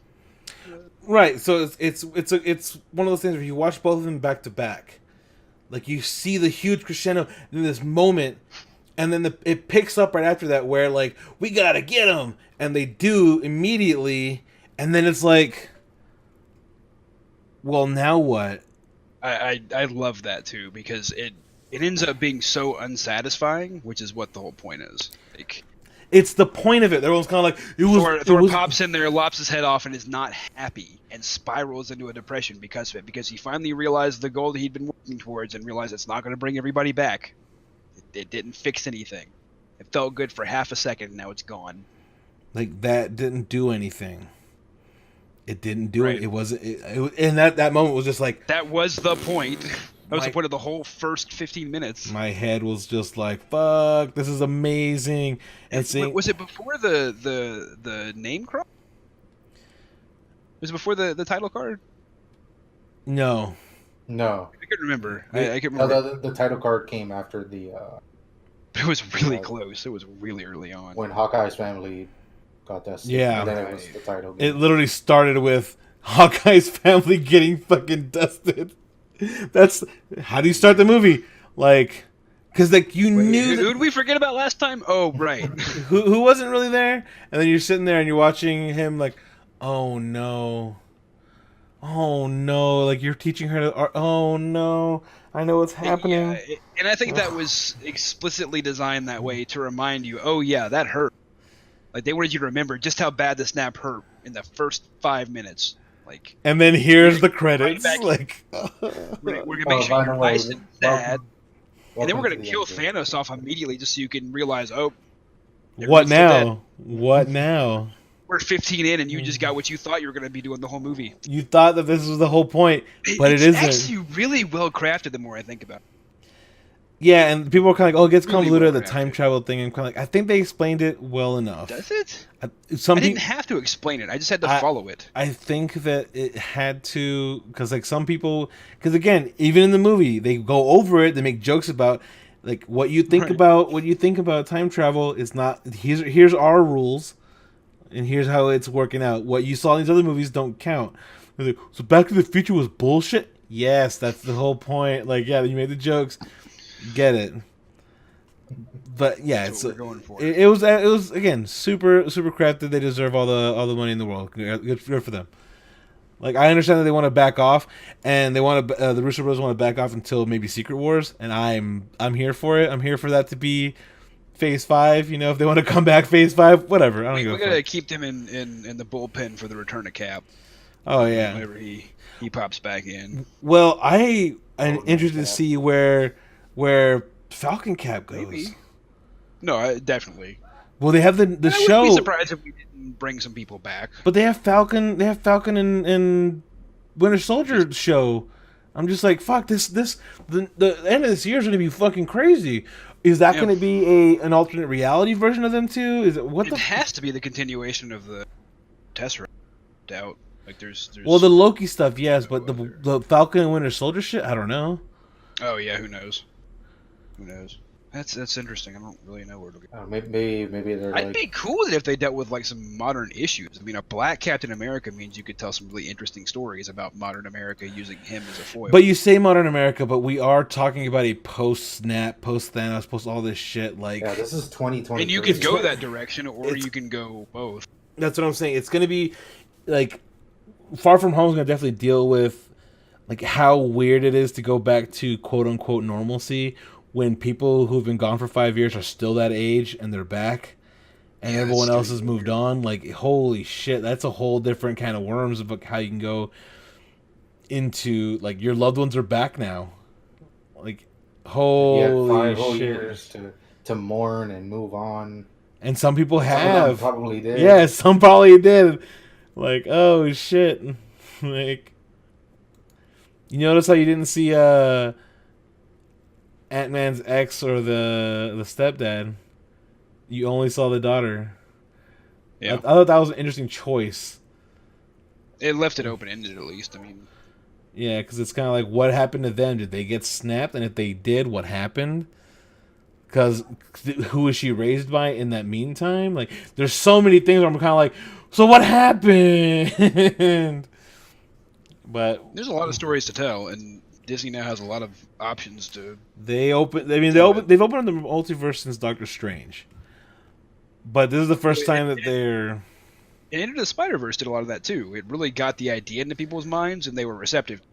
But Spider-Verse is still Sony's like the whole thing. I know it's still Sony, but also it's not just Sony. And I mean, I'm just I saying, mean, like we actually talked about multiverses and different universes and bringing in other Spider people. Then we got literally them talking about Earth 616 in a Spider-Man movie. Like, it's not an accident. I mean, it's clearly not, but I don't know how closely they're working on that because the Into the Spider Verse is so I don't think they're connected. I just think it's an example of how people are willing to hear that story. People are open to the idea of multiverse shit. Like, they're okay with it. We were told for the longest time people won't do Spider-Verse. comic book movies for people that they don't know about. It's Batman, Spider-Man, and Superman, and that's it. And that wasn't true. And then we were told nobody will buy a superhero team up movie, and then they did.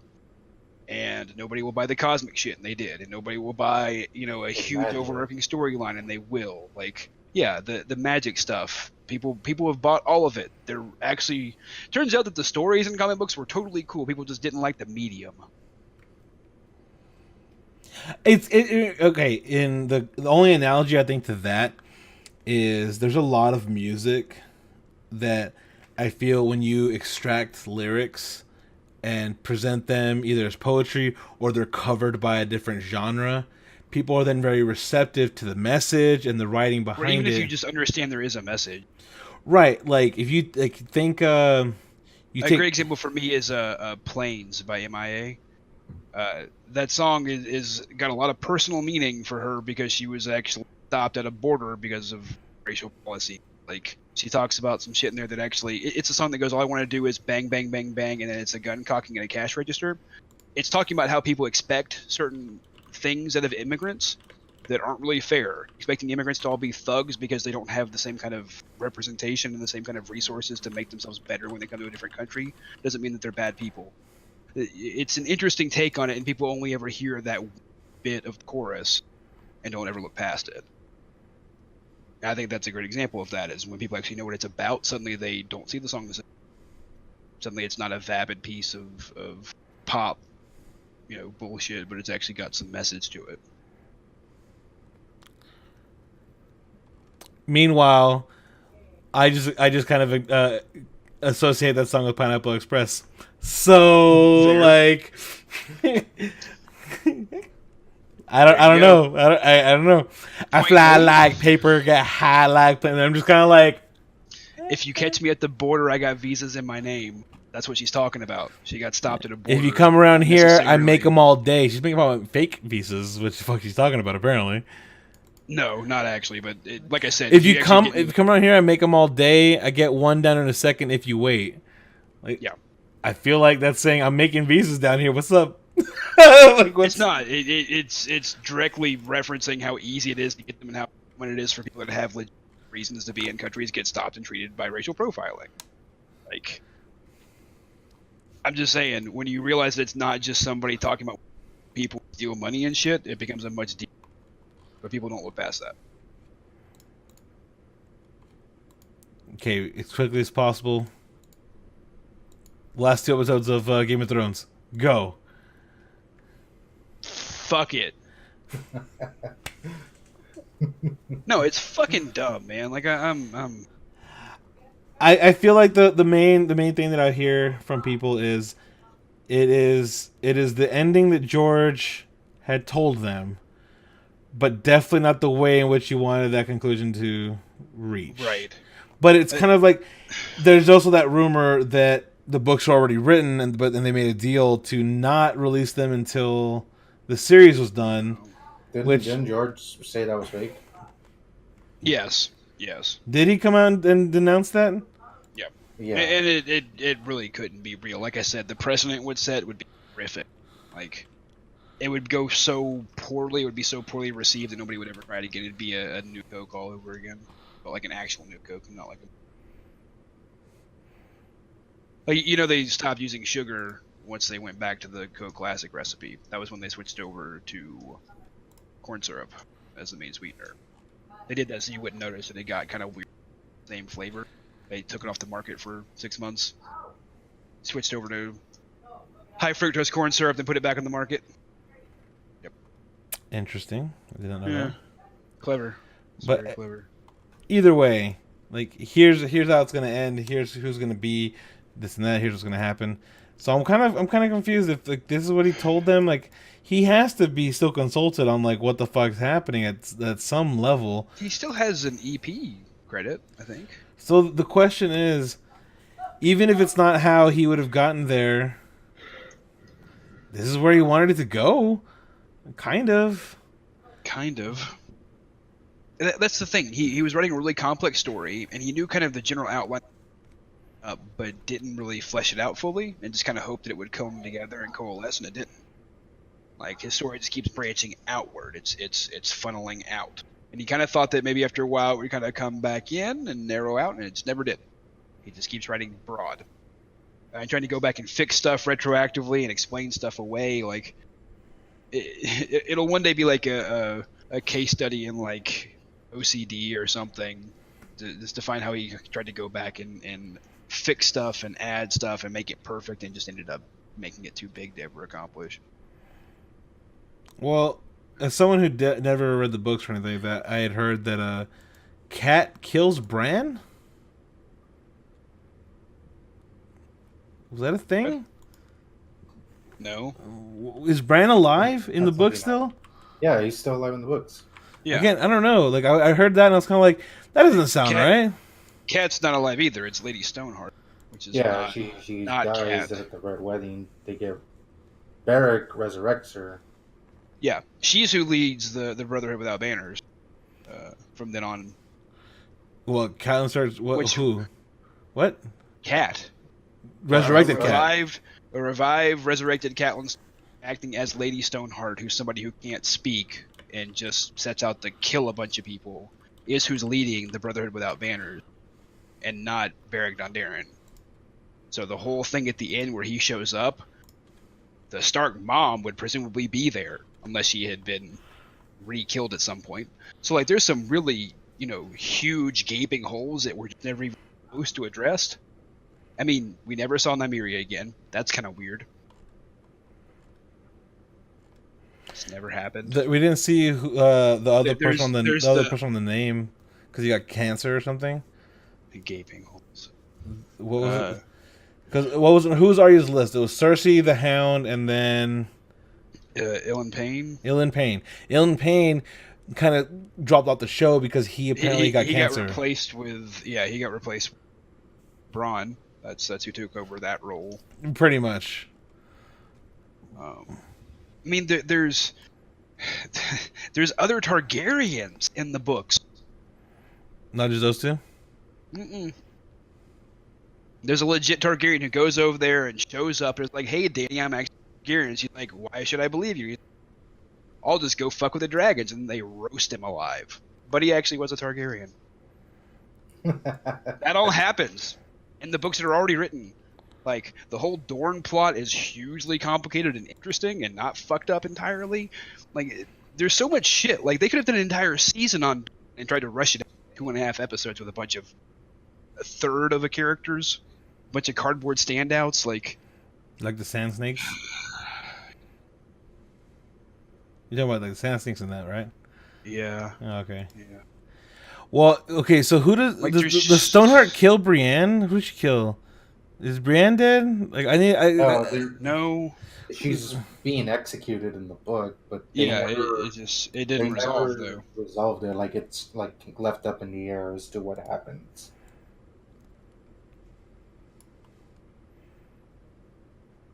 Yeah, there are all sorts of plot threads that are plot other lines that places. materialized. Here's the other thing. Trivia time for you guys. When was the last time George R. R. Martin published a book in the Song of Ice and Fire?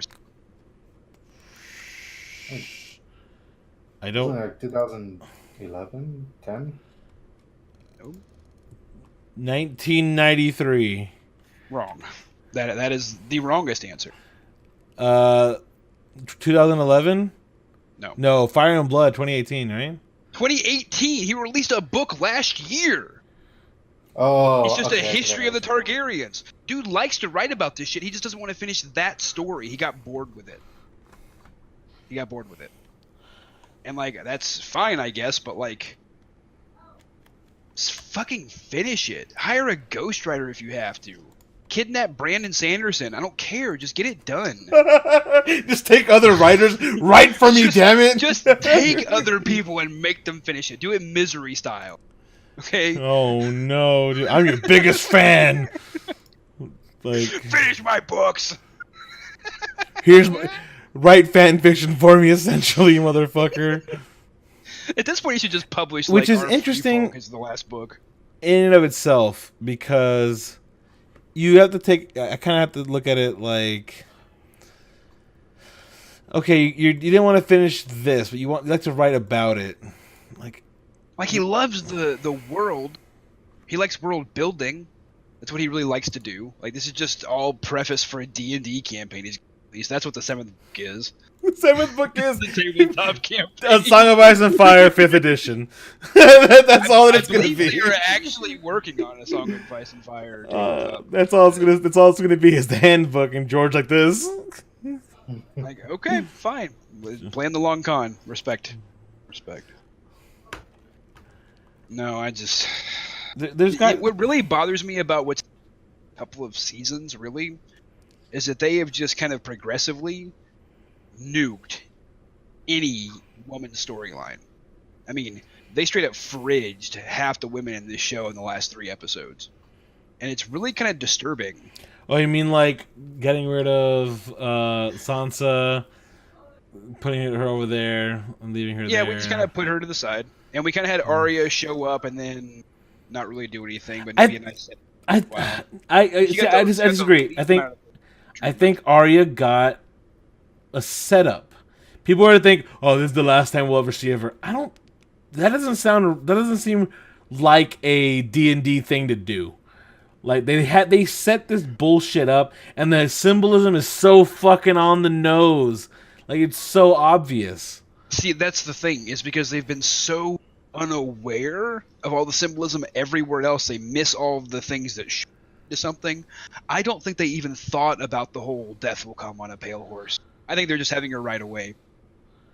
That's what I truly think. I think she might be there in the next episode, but I don't think she's going to do anything important. If I'm wrong, we'll talk about it next week. One of my favorite theories, she won't do shit. One of my favorite theories has been she's going to try to kill Daenerys. She's going to get fucking dragoned. And then that's when Jon's going to be like, well, fuck, I guess you got to die. Like, that's going to be the reason why he does it. Because of Arya. I don't think so. That's just the thing that I read, and I was kind of like, that'd be fucking dark. I think they really feel like they wrapped up the story. I think Dany will be upset about Tyrion, and we'll have a whole bunch of shit with him, and he will probably figure out some way to get out of it. Well, I think that her statement of, like, I'm here to kill the queen, I think it's the whole thing is, like, oh, it still rings true. I'm like, yeah, I guess. But I think my only problem that I agree with most people with is Bran. Like, that was how you wrapped that up completely. Like, I don't see him at all. He better fucking show up in this last fucking episode, do something, because otherwise his only point was to confirm Jon. Yeah. That's it.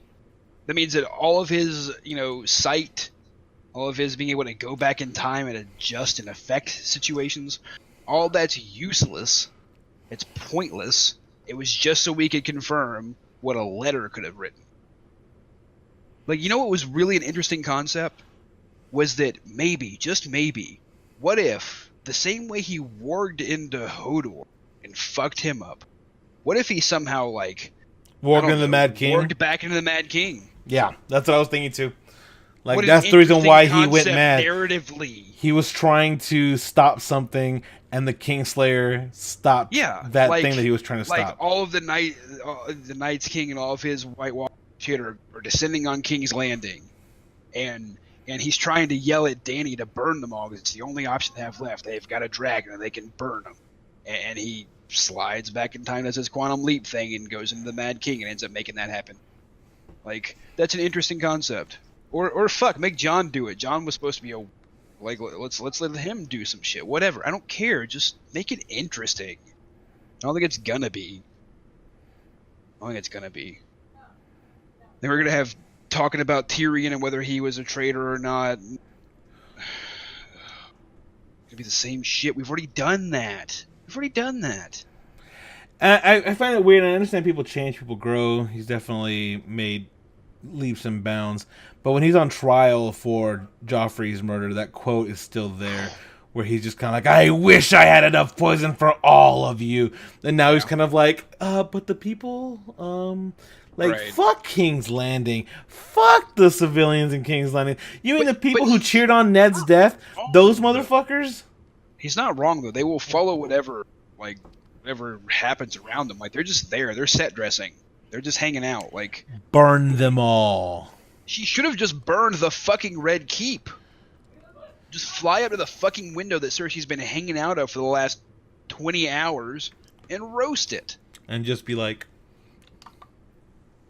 somebody went and recut the actual footage and it worked better. Like just skip like 50 minutes of civilian torture, and then just have a cut of her and then dragon cutting down one tower and then her looking scared and a dragon cutting down another tower and then some stuff following and then there goes the whole castle gone. Okay, cool, that works. Bye. but how would we have Clegane Bowl? Petition to- Fuck that petition. That's the fuck off. Don't even. I didn't bring it up for a fucking reason because that's the dumbest shit. Yeah, it's obviously not gonna. But it does fall But into it's- it does it's fall so into funny to the we did this before we had the end of the story adaptation syndrome, where you have Full Metal Alchemist. You have Full Metal Alchemist Brotherhood because that was after the manga was already done. So you have that sort of feeling where. Or even Scott Pilgrim. Scott Pilgrim, the movie, has a different ending than the comics because the last comic was not done yet. Right. So they resolved it in a subverting expectations kind of way, blah, blah, blah, whatever. But those, at a certain point, diverge. And you know when it wasn't because that's when the fucking source material ended. Right. So will they come back and do it again? I don't know. I think it might be one of those things where... No one's going to put that kind of budget into it. I think HBO has realized the same thing that George has realized, which is that the setting is profitable. It's a good place to host stuff. We don't necessarily need that storyline to resolve itself the right way or even make any goddamn sense, really. Because they're already... Will just come out. They started shooting the prequel of the shit that's taking place. 3 of first 5 current series now moving towards production. Doesn't mean the other 2 won't, just that 3 of the 5 are already. So we don't know what any of those are yet. But they won't have any stakes if they take place in the past. Personally, the whole point isn't to. I don't think that's true. Having read the Dunk and Egg stories, I like them a lot. They're just little short stories, though. Right, but they want to make fucking mega series to make money. Well, then you're gonna have to tell really compelling stories, because we know what it's gonna end up being. So we're gonna have to tell. But I mean, that's been my whole thing. Like when you do prequels, always. Like whenever like Star Wars the prequels came out, you're kind of like, well, I know where episode 4, 5, and 6 are going. Like, and that's so he has all this ambitious bullshit with 1 and 2, but it's like it all leads to 4. So they had to like rush they had to be like, oh, and then all the Jedi are dead, and oh fuck it, and here we are at the sunset in Tatooine or sunrise in Tatooine. In that same vein, though, what property works really well in the It's the Old Republic, set 1,000 years before. Nothing really looks the same exactly, but a million. You're cutting off again. Yeah. I don't know what to do about it. My mic hasn't moved. I think it naturally it has a natural spot it wants to stay in, but like maybe. I think if it was like half an inch closer, it wouldn't do that. I'm worried that. But you're talking about the Old Republic. You're about KOTOR. Yeah. So, well, KOTOR, the Old Republic as well, like that setting is rife with really interesting stories that work really well. The only stipulation was that it had to be set 1,000 years in the past, so it couldn't affect anything really anytime soon. But it worked. It worked really well. And people liked the stories that came out. I love Knights of the Old Republic story. I like KOTOR 2 story as well. I like the Darth Bane stuff. All that's really interesting. And it didn't hurt anything for me for it to be set in the past. It doesn't have to. It can Yeah, work. 'cause It just has it to could be a have been good its own story. thing for like, for 1,000 years. It was just terrible. Well, think about it. We could have the Dance of Dragons. That would be really interesting. Really would. To see a whole mess of dragons being used in warfare, like maybe some actual strategy with dragons somewhere. No. We're just sailing around and then ah! But no, the Dance of Dragons could be really cool. I think doing Dunk and Egg could be cool just because that story's interesting and we see a lot of Brienne, so like a direct descendant kind of connection would be interesting. It could work. It could work. You just have to do it right. Again, you have to do a good job of it. You can't just half-ass it because it's set in the Song of Ice and it won't. I would like to see just a spin-off of them, because you're talking about the Dance of Dragons, you're talking about whenever they took over the fucking continent, right? Yeah, when the Targaryens first came to Westeros. Yeah, that would make sense. And you had a couple of different ones vying for the Iron Throne. I mean, when there was actually dragons versus dragons, like that would be interesting. We haven't seen dragons fight but one episode, and it didn't last long and wasn't done very. It was done in the dark. I couldn't see anything. Or really dive into the Night's King stuff and like see the building of the wall. Like there's some settings. There's a setting in the Doom in Valeria could, like a disaster style. That could be interesting. You could do stuff. You could do it like Marvel. I just don't think that it's the budget for it is there to really give a shit. I think that these stories are great as books because you could just type them the fuck out and then you just think about them and read them. Look, I think all they have to do, all HBO has to do, is get people to not cancel. Okay, they don't have to get people to subscribe. They just have to get people to not cancel. So if you hear, okay, well, Game of Thrones is over, but there's a show set in the same coming in just a couple of weeks. You gonna keep that HBO subscription? Yeah. You know what I mean? Like, I think that's what they're going for. They don't have to get you to like it long term. They just have to get you to keep it. Because a lot of people have reported that they're going to lose HBO coverage as soon as Game of Thrones is gone. And economically, it kind of makes sense. If you don't want anything else on there, why bother? Right. Even though there's Barry. For some reason, Barry's really good, and I think that most. I haven't started it yet, but it's on my list. Barry's very good.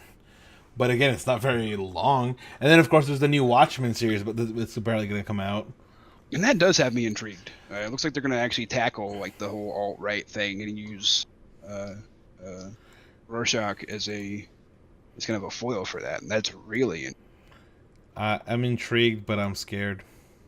I mean, it definitely has the potential of being a combination of The Purge and Handmaid's Tale for being a little close to home. Chernobyl, Curb Your Enthusiasm looking. Like, okay. I mean, Chernobyl I'm interested in, but I think that's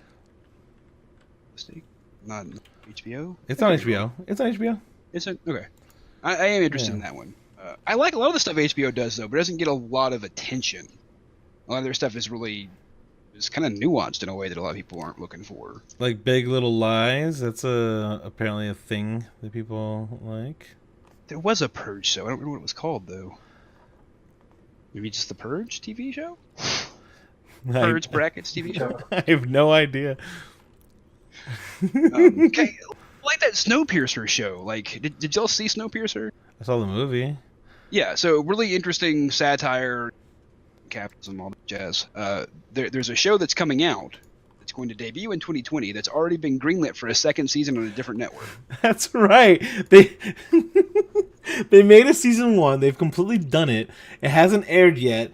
They've got renewed for season 2, but it's going to move to another network. Like, no one... From like TBS to TNT or something. Weird networks. Like a weird network for a really scathing satire of current events. Like, TNT? The basketball network? I mean... The one Charles Barkley's on? Is that what we have, Charles? Charles! All right, I think that we've run it kind of a bit long, like 15 minutes over. So yeah, wrapping up. Like that was. It's been a crazy week. Sorry for missing last week. Hopefully, the finale's coming up. Game of Thrones. It's gonna be one way or another. One way or another, this show is fucking ending, and so we're gonna fucking talk about it. Are we gonna make any final predictions before? Final predictions. Who will someone get the throne? Well, first of all, will someone get the throne? Yes or no? Yes. I think no. I think that it's going to be all 7 kingdoms are back to independently being run because there's going to be no rule as far I as think I think a hard winner of the War of Kings. okay. Because I was thinking that like the North becomes their own thing. You had it. Okay. Nope. Okay. Nope. Calling it a hard victory. Hard victory. Okay, then who has the hard victory? Aegon Targaryen. Jon Snow. You think it's going to be that 100%. 100%. I think Dany's going to die. I think he's going to do it. And I think he's going to end up on the throne. Oh, because you think Arya's done. Galling. Right? I think her story is wrapped up, yes. I think It's like a Look, they wrapped up reverse Ghost's Robert. story by being like... So, like, you think Arya's couldn't be just riding off on a horse? Like, oh, she survived. Like, again, like, I think it's dumb, and I think it's a misuse of the character, but I think it's what they're going to do. Like, they send off Brienne's character by having her be a foil for Jaime. Like... But I think that, I mean, it's one of those things where that's a very George thing to do, where it's like, guess what, fuck you. Okay, but it's not a George thing to do. George doesn't actually make the hard shit. Like, it's easy to kill off a mildly well-respected character early on in a series. Like, killing Ned wasn't hard. The Red Wedding wasn't particularly hard. Killing Joffrey's super easy. Like, it's gotten easier over time. Ned was tough, and it's just been downhill since then. This isn't the hard way. This isn't the hard route. The hard route is hard loss by everybody. The hard route is Bran is secretly the Night's King from the past future, and has been setting them all up for sacrifice. Like, those would be hard endings. Those would be interesting because they're out of left field, but also informed. But I mean, like, for the character of Brienne, I think that kind of ending is the kind of ending what George would fucking have. Where you're not happy about it. But I'm not convinced that George isn't a hard misogynist in a lot of ways.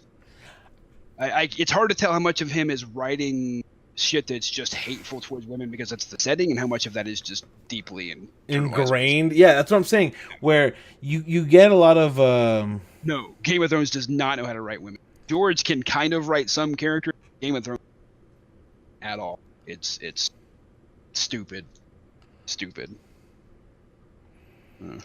But sorry, I was responding to. No, I know. But I think that's still more of we can get away with it in this setting. It's kind of like the way that you get away with certain types of racism in like an older Western. Like, you're not going to have the same kind of like attitude. It's not the same. It's not the period. It's not the setting. Like, women just aren't seen in certain ways. That was the reason why Arya was against the norms, because she's like, I'm not a lady. Fuck you. Like, I want to do what I want to do. Like, suck my dick. All right. And Sansa was just like all about that princess dream until she realized the hard fucking reality of what that meant. Yeah. Like, where you're nothing but a fucking vessel for the king's children. You are nothing. And that's you're a bartering chip first, and then you're a vessel. Well, no, she became a bartering chip very quickly. And then, like, when she was no longer worthy, whenever Tyrells came into the picture, then she just became someone to be married off by not even her fucking father, because her father's fucking dead. So it's like, you are nothing to this shit. Like, yeah, there have been strong women in history.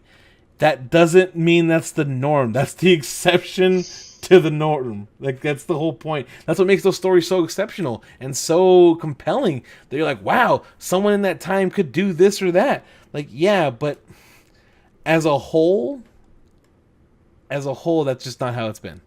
And it just isn't. It just isn't how it's been.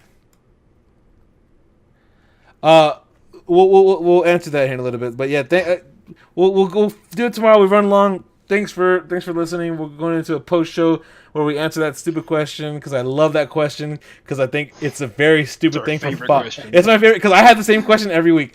All right, so thanks everybody. We'll catch you guys next week. Bye.